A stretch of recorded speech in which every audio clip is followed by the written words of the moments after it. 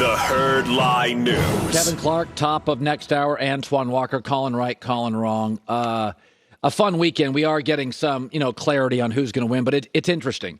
So I said this about Kevin Durant. He's a little bit trapped. And so Brooklyn, at the end of this season here, right? Kyrie Irving is going to opt out. And then you're trapped if you're Brooklyn. You either sign him to a 5-year max deal for like $240 million, like $50 million a year, or you trade him. I would choose B. Now, I've said from the very beginning, his personnel, I don't think KD and Kyrie fit like everybody does. I don't. They're both, Kyrie is not really a facilitator. He's a closer. Well, there's an argument to be made. Kevin Durant's one of the 2 or 3 best closers in the game. They got the closer thing fine. They need a little bit more of a facilitator who can also score, like a Chris Paul. So Kyrie's not a distributor. He's not a facilitator. The other thing is, I think KD deserves better, but he's trapped because Ben Simmons, nobody's going to want him, and Kyrie, not many are going to want him. And, you can, in Brooklyn now, you can keep doing this. You can keep pointing fingers at Steve Nash. Will that solve it? You can keep saying, Ben Simmons, he's going to come out of this abyss and change everything. Do you believe it? Do you think Kyrie is going to become now emotionally dependable and physically more durable? We know what Ben Simmons is. This is not like somebody that inspects a house you're going to buy and misses a leaky roof. Like, we know what Ben Simmons is. Kyrie's been in the league 11 years. We know the game. He's not emotionally dependable or physically durable. Kevin Durant, and I've said this about LeBron, at this point in Kevin's career, he needs emotionally and physically dependable people. He's got neither. It's like LeBron. Everybody's like, oh, LeBron's this, LeBron's like. LeBron does not need Kawhi or AD. At this point, he needs Anthony Edwards. He's not going to get him.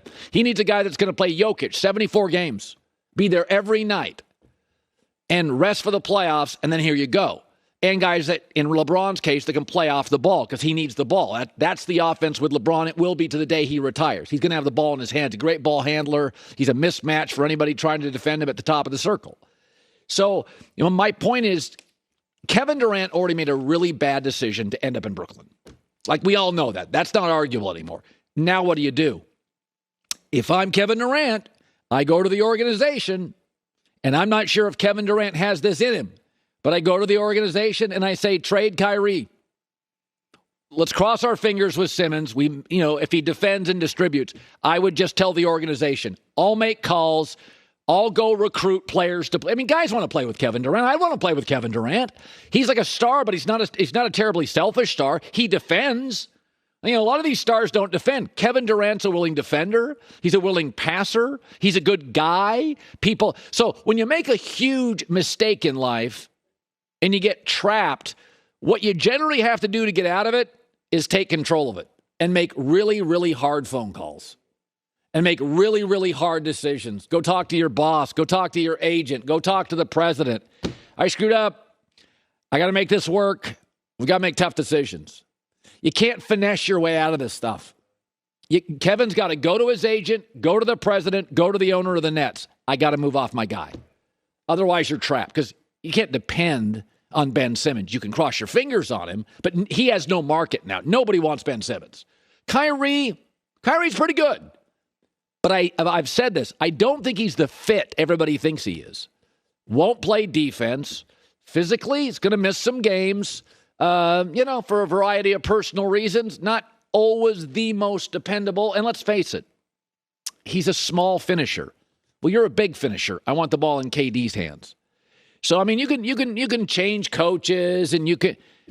Kevin Durant is not an overly confrontational guy. That's why he left Golden State. He wouldn't sit down, break bread, and have lunch with Draymond and just say, hey, dude, you pissed me off. We got to get through this because I don't want to leave. And you got to apologize for what you said about me. Remember that Draymond went a little over the line. High five, buy him a Maserati, you're off for the offseason you meet. You do whatever you got to do, right? Like, you do what you got to do when you have a $250 million net worth. You just figure it out. But you got to confront stuff. And if I'm KD, I go and I move off him and I say, I'll get on the phone and I'll call guys. Trust me on this. They're going to have cap room and there's guys want to play with Kevin Durant. I'll tell you this. I don't think there's a lot of guys that want to play with Kyrie. LeBron tried. Brad Stevens tried. The Celtics tried. You watch the Celtics, they're about to sweep Brooklyn. They tried. LeBron tried. Didn't work. So, but this stuff's hard. Once you make a really bad career decision and you go to another place and you're trapped, there's no easy answers. It's hard. It's really, hey, listen, sometimes you get into a situation where, you know, you can tell your bosses, hey, go fix that thing. Go fix that. But when they're going to ask for your help too.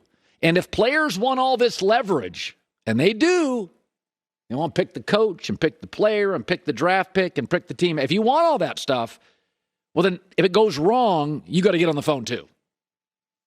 You got to make tough decisions too. This is now, it's not on the GM of Brooklyn or the owner. It's on KD. Get on the phone, get Kyrie out of there, because it's not working. 3 years, 2 first-round exits, won a sweep. Like, it's over. You can blame Nash. You can cross your fingers on Simmons. You tell me, what elite coach in the NBA would want this job? You tell me. The Celtics, when they were looking for a coach, could say, hey, we got Marcus Smart plays defense. We have a great culture. People, you know, we have draft picks. We got Jason Tatum's a rising superstar. We got Jaylen Brown. That's an easy sell. The Celtics job was a good job. Brad Stevens is like a smart guy. I'll just go upstairs. If you have any questions, I'm here. Well, that's how Boston got a great coach. If KD doesn't make some calls and use his leverage and go upstairs and say, we got to start over a little bit, you're not getting an elite coach for that. Because Steve Nash knows a lot of people, and he's going to tell everybody, get me out of here. Steve Nash is one of the smartest guys that's played in the league in a long time. He was overwhelmed, and he's got a high EQ, completely overwhelmed by it. Drama 24, a fire hose of drama. Well, moms, this is pretty straightforward description of moms. They are always there and dependable. Moms, wives, mothers, show them the appreciation they deserve. They can be a 5-star chef, organizer-in-chief, trauma nurse. My wife fixes the car. This Mother's Day, go to 1-800-Flowers.com. $25 off, 2 dozen assorted roses. 1-800-Flowers. Bouquets of 2 dozen roses. Bright colors, guaranteed to make mom happy. $25 off. Now, prices will go up soon. This ends before Wednesday. So hurry and order before Wednesday. Don't put it off. $25 off, 2 dozen assorted roses. How to get them? Go to 1-800-Flowers.com. Click the radio icon. Enter the code HERD. This offer ends Wednesday. 1-800-Flowers.